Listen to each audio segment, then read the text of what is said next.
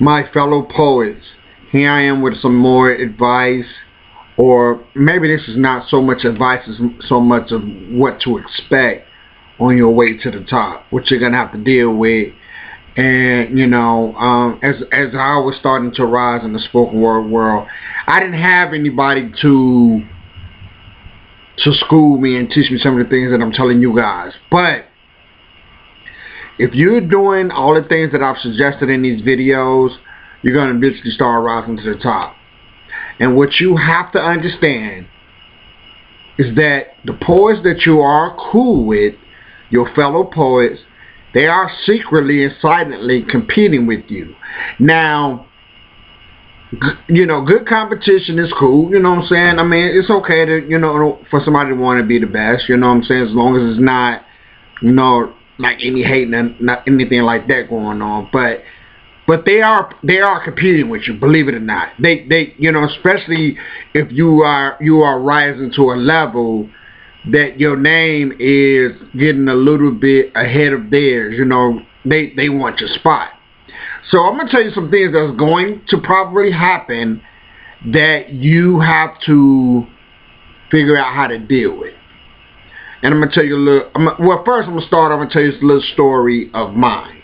So when I started to see that I had something here, when I started doing spoken word, that I really started, I was catching people's ear and things like that. And I released my spoken word CD. But I was a hustler, so if I would perform somewhere, an open mic, I would stand out of the venue that I was in. I would try to catch people as they was coming out and sell my CD. Hey, do you want to buy a CD? Hey, would you like to buy? Some people bought them, some people didn't.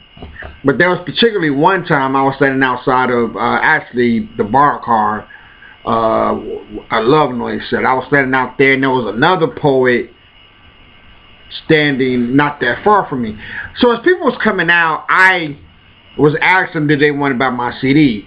Again, some bought them, but that particular day everybody was like, no, I'm good, I don't want to buy it. What?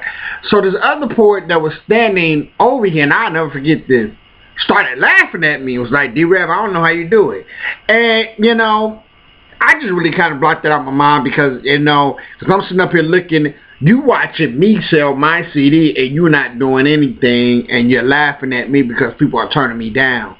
And that was okay, because that poet is nowhere to be found now, don't have any status whatsoever, and nobody fucking know who I'm sorry, nobody even know who this poet is. So basically what I'm saying to you is, have your vision on point. Know where you're going, know what your vision is, what you're trying to do with spoken word, and don't let anybody knock you off of that pedestal, because they're going to try, but they're going to try it in different ways.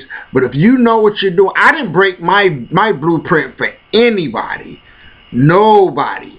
What I set out to do, I did, even when it was hard for me to do it, even when my fellow poets tried to place doubt in my mind, because I wasn't trying to impress them. I was impressing the masses of the people.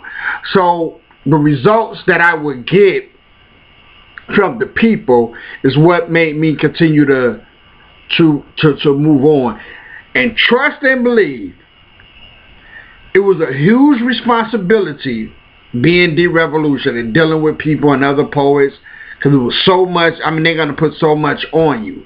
But I stayed to my vision, my blueprint, and I was consistent. So it was hard. It was very hard for somebody to come in and take my spot when I had it or whatever. But I am telling you this: if you are destined to be the #1 poet in the city, have your blueprint ready, have your vision ready, and don't stray away from that.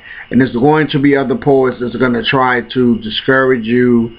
There's going to be other poets that are, and I hate even saying this word, but they are going to hate on you. And then you're going to have, poets that you cool with, but they still competing with you, but they cool with you. You know what I'm saying? And so the thing is that make sure that you don't get discouraged.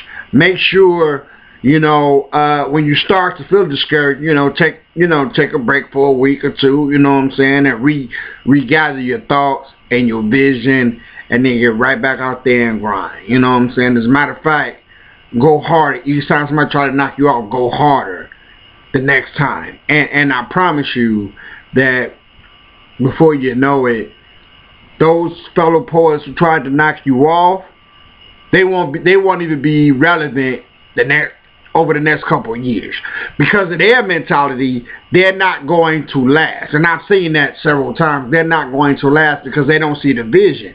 You see the vision, so you go with your vision. And for the people who don't see the vision, they're not going to achieve anything anyway. You know what I'm saying? And and that's just a little bit of personal advice from D Revolution. Like and subscribe to my page. Like and subscribe to my page. I'm going to be giving a lot of tips on spoken word, writing, and different things like that. But first, I need you to click the notification bell and subscribe to my page.